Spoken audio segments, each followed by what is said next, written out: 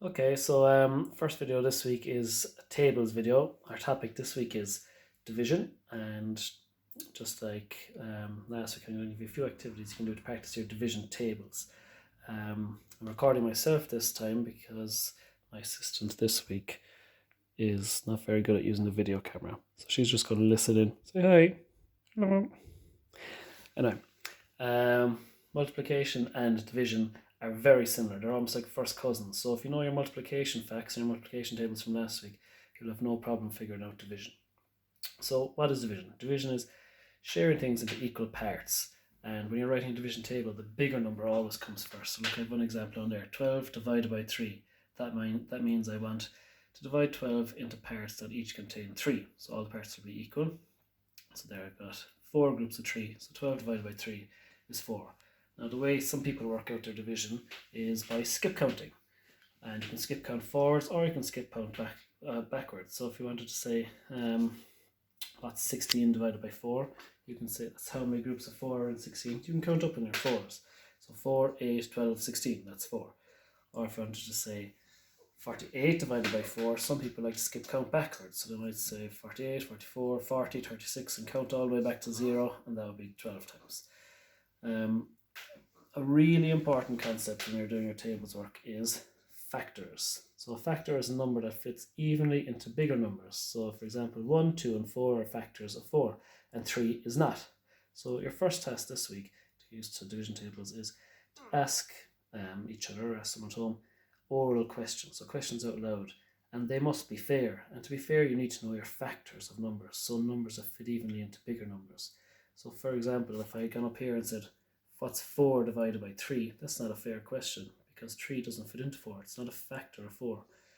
I gave another example down here. 15 divided by 7 is not fair because 7 is not a factor of 15. So you could do it like last week, true or false. Maybe you could say true or false. This is a possible division table. 16 divided by 2. Well, you can count up 2, 4, 6, 8, 10, 12, 14, 16. Yeah, 2 fits in evenly. That's true. And then give them your answer maybe.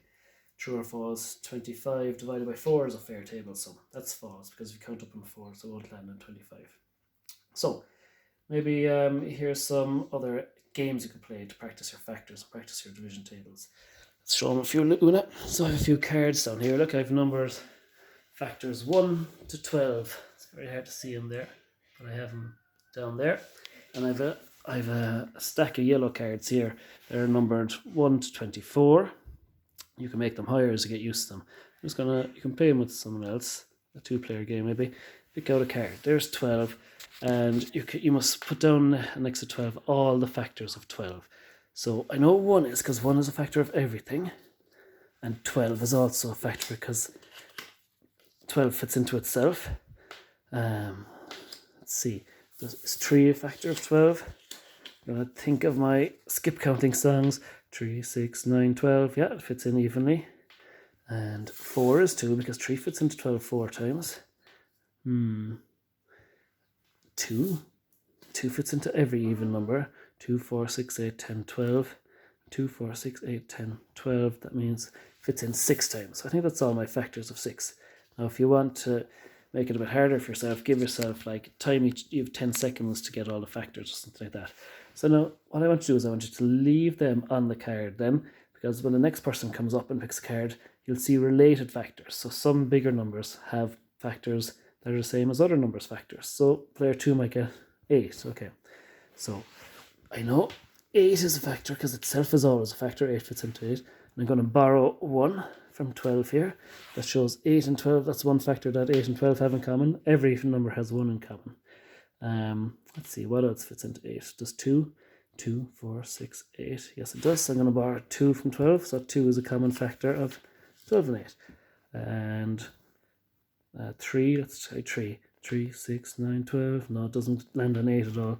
What about 4, 4, 8, 12? Yeah, bang. They're my factors, okay? And if you don't get it done within the 10 seconds or so, maybe you lose a point. Come up with your own way of keeping score in the games.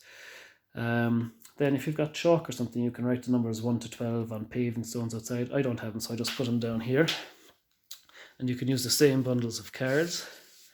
And get someone, if you have 3 people, it would be ideal. So if you had someone to turn over the cards, and the first person then to jump onto a factor of the card to hold over. So it can be any factor. So 24. What's a factor of 24? I'm going to jump over here into 12. Now I'll double check. Let's say I beat the person I'm playing against. It's 12. I'm counting up on 12. 12, 24. Yeah, it's a factor. What if I jumped on 7?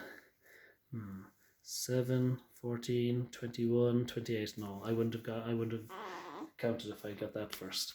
Let's do another round. Let's say someone turns over 12. I'm jumping on to 6. Counting up on 6. 6, 12, 18. Yeah, 6 is a factor of that. So if I got there first, I would have won that round. I can't go outside because I don't want to video me, but you can practice your tables the same way we did the multiplication tables last week. If someone calls out a table, you could, let's say they said 108 divided by 9, you can get your hurley and you can puck off the wall 12 times to show your answer, so you don't have to say anything. Or if you have a piano inside, if someone says what's 12 divided by 3, you can play your answer by playing the right amount of notes. So 12 divided by 3, there's your answer. Use your initiative. See, can you cope with your own games as well. In the next video, I'll show you some more kind of written tasks to practice your factors and your division tables. Bye. Goodbye. Cranky.